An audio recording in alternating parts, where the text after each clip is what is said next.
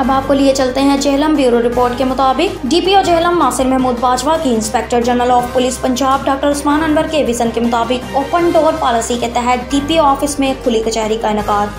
DPO Jhelum ने शहरियों को फर्दन खुद सुना और मौका पर अहकामात जारी किए। इंचार्ज कंप्लेंट सेल को मुतल्लिका पुलिस अफसरान को फ़ोन करके फौरी कार्रवाई अमल में लाने का हुक्म। जिस अफसर को दरख्वास्त मार की गई है वो खुद इंक्वायरी करके रिपोर्ट पेश करेगा। डीपीओ झेलम का कहना था कि खुली कचहरी के जरिए पब्लिक फीडबैक हासिल करके पॉलिसिंग को मजीद बेहतर बनाया जाए।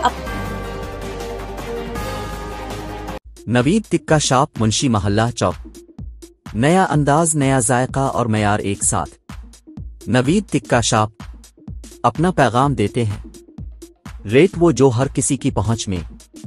नवीद टिक्का शॉप की नई आइटम में फिश टिक्का, चिकन पकौड़ा, सज्जी, चिकन टिक्की, आलू चिकन टिक्की, शामी कबाब।